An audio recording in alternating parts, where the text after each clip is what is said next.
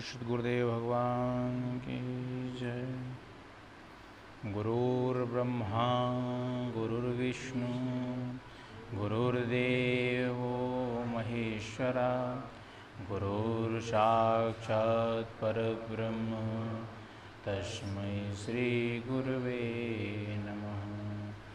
ध्यानमूलं गुरुर्मूर्ति पूजामूलं गुरुर्पदं मंत्रमूलं गुरुर्वाक्यं मोक्षमूलं गुरुकृपा। ओम श्री सद्गुरुदेव भगवान की जय। तत्वबोध आदि शंकराचार्य जी द्वारा रचित यह पुस्तक साधना करने वाले साधकों के लिए विशेष है, जिसमें ये तरीके से ये अध्यात्म का सार बताया गया है। जैसे विवेक चूड़ामणि पुस्तक है, वैसे ही एक तत्वबोध, तत्व मतलब जो आत्म तत्व सबके अंदर है उसका बोध कैसे हो, तो उसमें बताया गया तत्वबोध और आत्मबोध। तत्वबोध में ये बताया गया है कि जितना भी तत्व पंच तत्वों से पंच भौतिक चीज़ों से बना हुआ जो संसार है, सृष्टि है, ये वास्तविकता क्या है, इसके बारे में जानकारी हो जाए। बाकी जैसे मान लीजिए आप कहीं किसी जगह में बैठे हुए हैं, ठीक है ना, तो आप जैसे मान लीजिए किसी जगह में बैठे हुए हैं तो उसके बारे में, उस परिसर के बारे में जानकारी आप ले लें पूरी तरीके से, ठीक है ना। या कि किसी चीज़, मान लीजिए किसी मंदिर में हैं आप, ठीक है ना, मंदिर के अंदर कुछ मूर्ति रखी हुई, आपने पूरी जानकारी परिसर के बारे में ले ली, चारों तरफ के बारे में, ये मंदिर है, ये गुंबज है, ये है, ये है, ये इस तत्व से बना हुआ है, ठीक है ना। तो इसके अलावा और क्या है, तो इसके अलावा और क्या है, उसके अंदर मूर्ति है, एक तरीके से मान लेंगे मंदिर है, मंदिर ये चीज़ों से बना हुआ है, लेकिन इसके अलावा जो है हम उस चीज़ की जानकारी ले लिए, लेकिन इसके अलावा जो चीज़ है वो क्या है, उसके अंदर ईश्वर की मूर्ति रखी हुई है। ऐसे ही पंच भौतिक चीज़ों का शरीर किस चीज़ों से बना हुआ है, किन सब चीज़ों से, कैसे बना हुआ है, क्या क्या चीज़ें हैं, तो उसकी जानकारी ले लिए। तो उसके अलावा शेष क्या बचा इसके अंदर, जो शेष है वही ब्रह्म तत्व है, आत्म तत्व कहा जाता है। तो तत्वबोध और आत्मबोध का मतलब यही है, तत्व से हर चीज़ों को, तत्वों को, जितने भी तत्व हैं उनको जान लो, उसका बोध कर लो कि ये चीज़ इस चीज़ से है, ये है। इसके अलावा जो चीज़ है वो क्या है, ब्रह्म है। जैसे संसार है, संसार को कहते हैं माया है, ईश्वर की छाया कही जाती है। माया मतलब ईश्वर की छाया, कहते हैं इल्यूजन है नहीं, लेकिन भाषित हो रहा है। तो आखिर ऐसा क्या चीज़ है ये जो भाषित हो रहा है लेकिन है नहीं, तो उस चीज़ का हम अगर बोध कर लें कि वो कैसे बना हुआ है, तो हम जानकारी हो जाएगी कि अच्छा ये ऐसा बना हुआ है इसलिए हमको ऐसा भाषित हो रहा है, लेकिन ये वास्तविकता नहीं है। तो फिर इसके अलावा क्या है जो वास्तविक है, तो वो ब्रह्म है, इसके पीछे शक्ति, जो परमात्मा शक्ति है जो उसको संचालित कर रही हो, ईश्वर की शक्ति है। तो अगर हम ऐसा जान लें कि संसार क्या है, तो संसार को जान लिए, तो इसके अलावा जो बचा वो क्या है, ईश्वर है, ब्रह्म है। क्योंकि ब्रह्म कैसा है, निर्गुण निराकार है, उसको तो आदमी अनुभव कर सकता है, लेकिन संसार को एक तरीके से तर्क से जाना जा सकता है। तर्क से इसको हम विघटित कर दे जाएँ, अलग करते जाएँ, तो ये हम जान सकते हैं कि संसार क्या है, लेकिन ब्रह्म को तो अनुभव करना पड़ेगा। जब संसार हम जान लेंगे तो वो हमारे जो मानसिक बुद्धि में बसा हुआ है, जिसको हम सही मान के बैठे हुए हैं, वो अलग हो जाएगा, टूट जाएगा, है ना।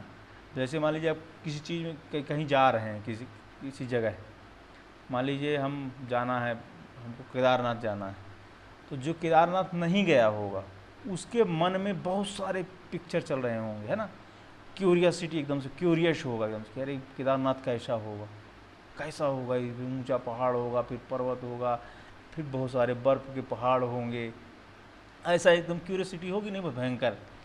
लेकिन जो गया वहाँ, उस चीज़ को जान गया, तो दोबारा उससे मिलोगे, बात करोगे ना, तो बोलोगे हाँ वो तो ऐसा है, उसके लिए तो आम हो जाएगा, एकदम से एक विशिष्ट नहीं रहेगा। लेकिन जो नहीं गया होगा उसके अंदर, अरे यार कैसा होगा, इसने बताया है ऐसा है, लेकिन जो जाकर उसको देख लिया, समझ गया, तो वो फिर अरे ठीक है, वैसे ही है, बर्फ़ का ये है, ज्योतिर्लिंग है, पहाड़ है, पत्थर है, मंदिर बना हुआ है, बस हो गया।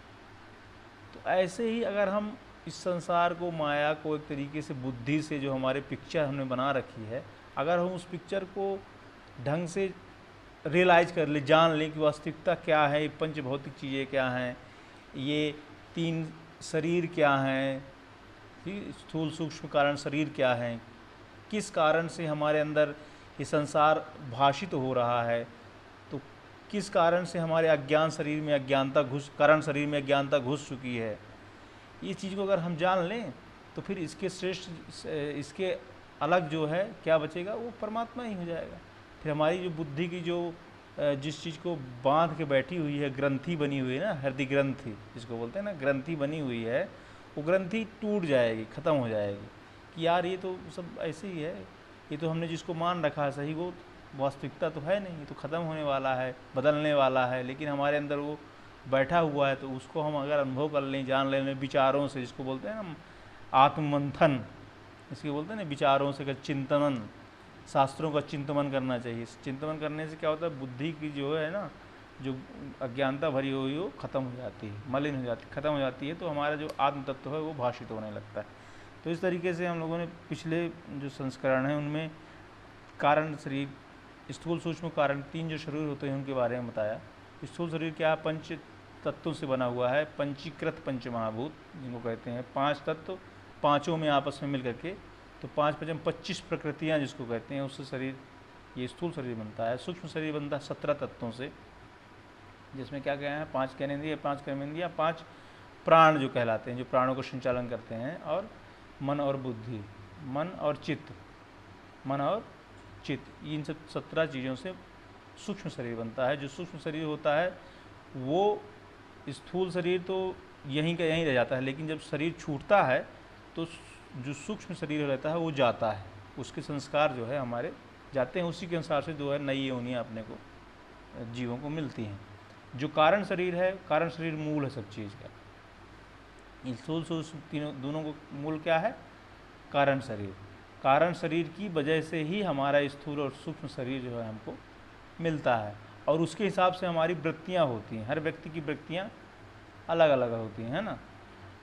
कुछ लोग किसी कला में पारंगत होते हैं, कुछ कोई कला में पारंगत होते हैं, कुछ किसी चीज़ में। तो वो जो कलाएं होती हैं उसके कारण शरीर में जो संस्कार होते हैं उसकी वजह से होते हैं।